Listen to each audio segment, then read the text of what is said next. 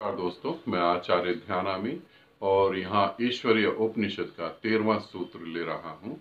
सूत्र कहता है, जो आप प्राकृतिक की उपासना करता है, ठीक है, और जो कर्मों की उपासना करता है ना। यहाँ हम इस जटिल भाषा को छोड़ के ये समझते हैं कि जो ज्ञान की उपासना करता है अंततः वो भी अंधकार में चला जाता है और वो दुख भरे जीवन को जीता है, और जो कर्मों की उपासना करता है वो भी अंततः अंधकार में चला जाता है और दुखों की जिंदगी को जीता है। ये कैसे संभव है? ठीक है, इसे समझे। दो कैटेगरी होती है। पहली कैटेगरी कहती है कि कर्म प्रधान है, वो कर्म को ही महत्वपूर्ण मानते हैं। अब जब आप कर्म को महत्वपूर्ण मानेंगे और आप करेंगे हर चीज को, तो आपके अंदर कर्ता भाव जो है बहुत मजबूत हो जाएगा। तो कर्ता भाव इतना मजबूत हो जाएगा, जहां असफल होंगे वहां तुम्हारे अहंकार को चोट लगेगी। जब अहंकार को चोट लगेगी तो फिर तुम तड़पोगे, चिल्लाओगे, और फिर तुम चिल्लाओगे तड़पोगे अकेले में नहीं, तुम पूरे अपने आसपास के समाज को, अपनी पत्नी बच्चों को, सबको सजा देना चालू कर दोगे। तुम्हें ये तो नहीं लगेगा कि तुम गलत हो, तुम्हें लगेगा वो लोग नहीं समझ रहे इसलिए वो गलत।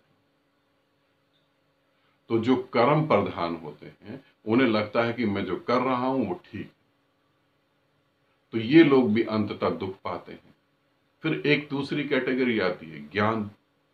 जो ज्ञान प्रधान होते हैं, जो सिर्फ ज्ञान में ही लगे रहते हैं, वो भी दुख पाते हैं। क्योंकि वो कैसे दुख पाते हैं? वो ज्ञान में इतना डूब जाते हैं, वो कहते हैं अरे ज्ञान से ही तो पार होना है।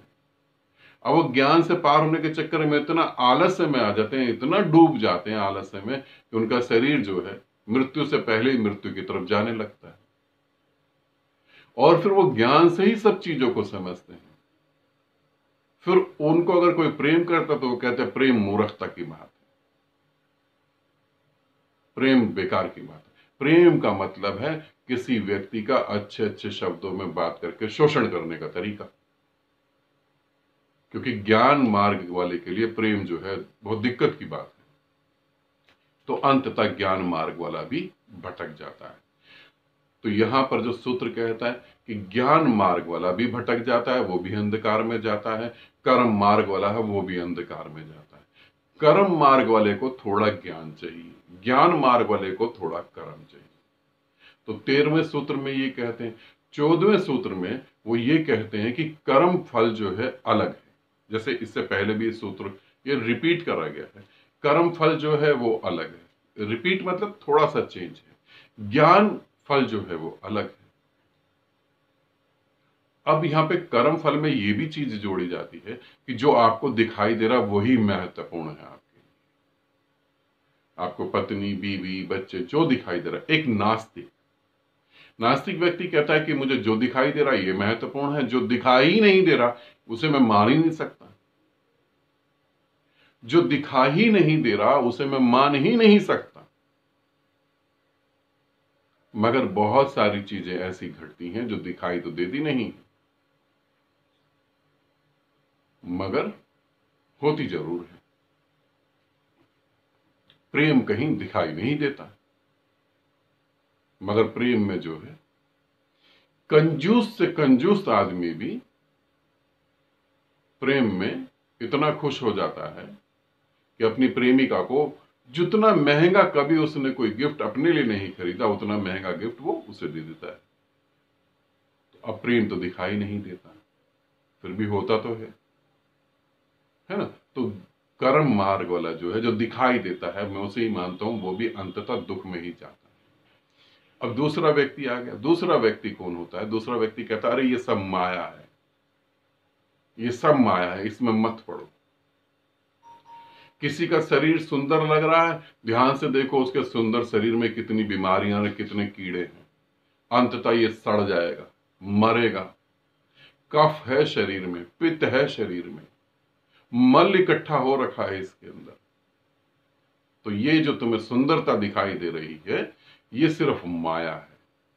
ज्ञान मार्ग वाला कहेगा ये सिर्फ माया है, इसमें मत भटको।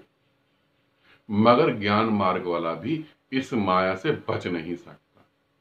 घोषणा चाहे जितनी भी कर दे, पर्दे के पीछे इसी माया को जीने लगेगा।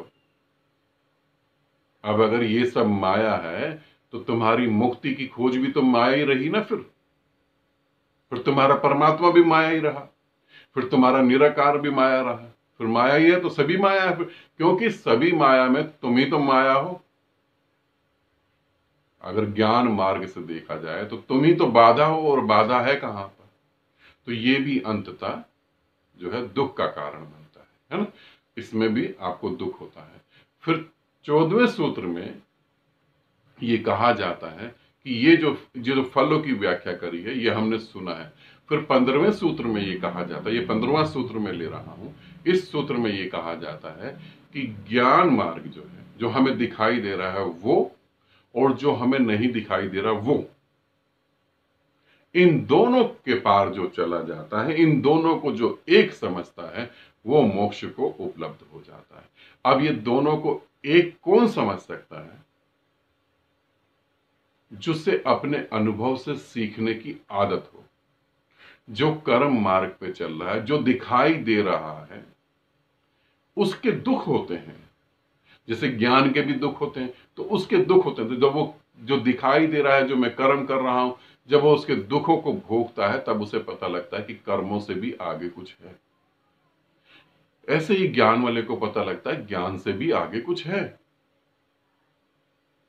सिर्फ सोच विचार में कुछ नहीं होता, उनसे भी आगे। तो जब ये दोनों चीजें देखता है आदमी कि इनसे भी कुछ आगे है, तब वो इससे पार होता है। और जो इससे पार हो जाता है वो फिर मोक्ष में स्थापित होता है, वही मोक्ष में ठहर जाता है। इसे समझे। अब ये कैसे पार हो जाते हैं, पहले तो मैंने बता दिया कि ये दुख के अनुभव जो होते हैं उससे आप सीख सकते हैं। क्योंकि आप जब बच्चे थे, छोटे से जब आप बच्चे थे, अपने पापा की उंगली पकड़ के चलते थे, तो चलना जो है आपने अपने पापा की उंगली पकड़ के नहीं सीखा था। आपने किसी का हाथ पकड़ के चलना नहीं सीखा था। आप गिर न जाएं, और गिरने से आपको चोट लगेगी, आपको ठोकर ना लग जाए, इन बातों ने आपको ढंग से चलना सिखाया था। याद करें। आपका ये भय कि मैं गिर ना जाऊं, आपका ये भय कि मैं ठोकर ना खा जाऊं, उसकी वजह से दुख होगा, दर्द होगा। इस बातों की वजह से आपको ढंग से चलना आया। तो हमेशा आपको दुख कुछ ना कुछ सिखाएगा। दुख के अनुभव ही आपको सिखाते हैं, भय के अनुभव ही आपको सिखाते हैं। तो जो इन चीजों से सीखेगा वो इनके पार चला जाएगा, और वो परम जो है मुक्ति में स्थापित हो जाएगा, या वो परम मुक्ति को पूरी तरह से जान लेगा। अब आगे के जो हम सूत्र हैं, 16वें सूत्र में प्रवेश करेंगे, तो वो आगे के हम वीडियो में बताएंगे, फिर उसमें क्या करा जा सकता है। ठीक है, आनंदित रहें, सदा खुश रहें। बहुत बहुत प्रेम आप सभी को।